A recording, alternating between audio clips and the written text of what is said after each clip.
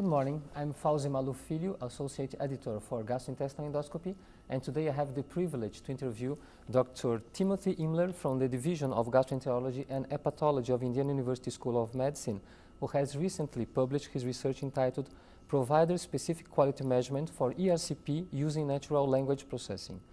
Tim, thank you for coming. Thank you for having me. Tim, you and your group employed natural language processing, NLP, a tool where computer identifies human languages in order to process it with a specific intent. In the case of our research, the intent was to measure quality indicators extracted from ERCP reports, including operator-specific quality measurement. Could you summarize the main findings of your research? Sure. So what we used is natural language processing, which is a manner of text mining, advanced text mining with other capabilities with it. And we're looking to say, can we measure specific quality measures that have been allocated both by the societies as well as ones that we had allocated on our own, and look to say, can we find out if these are positive markers for individual endoscopists within ERCP.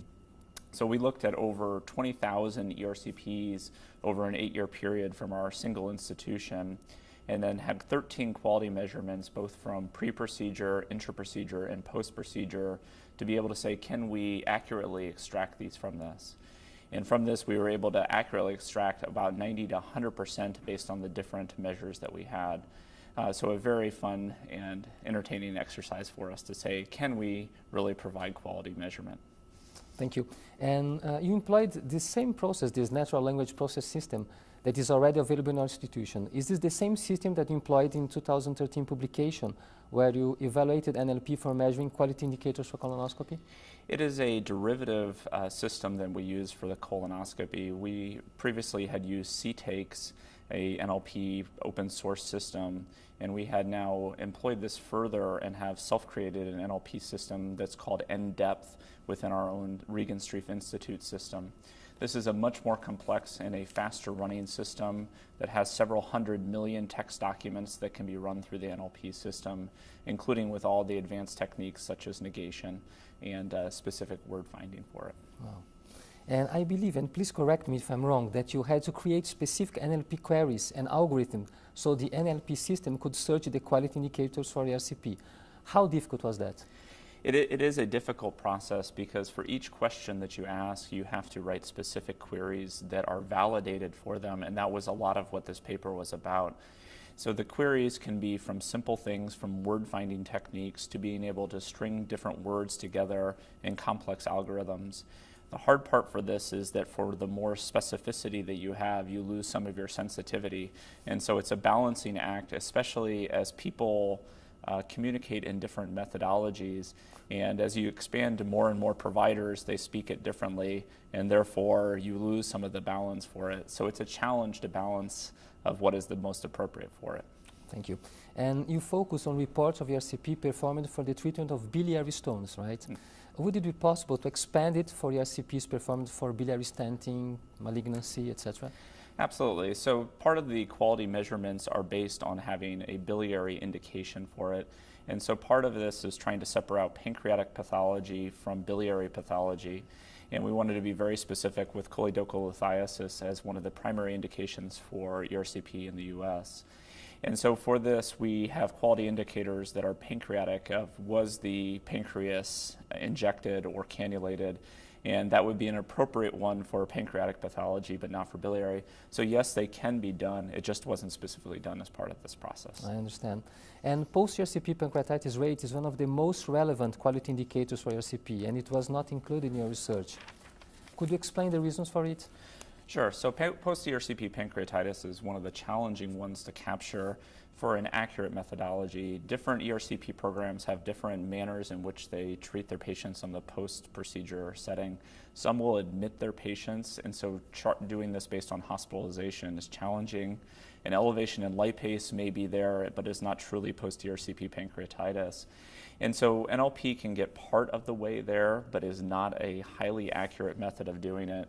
And I think a specific study looking at NLP in combination with other factors would be appropriate. It just wasn't highlighted as part of our process. Thank you. And still concerning our results, both the precision and accuracy of NLP in measuring quality indicators for ERCP are very high, above 90%, as you've mentioned before. except for intraprocedural measures such as pre-cut sphincterotomy. How to explain this finding and how to improve it? Sure. So this comes down to the challenge between each individual thing that we redo. Certain terms are very easy. The pre-procedural stuff, was an H&P done? Is there informed consent that's there? These can be highly accurate because there's only a few different phrases that can do that.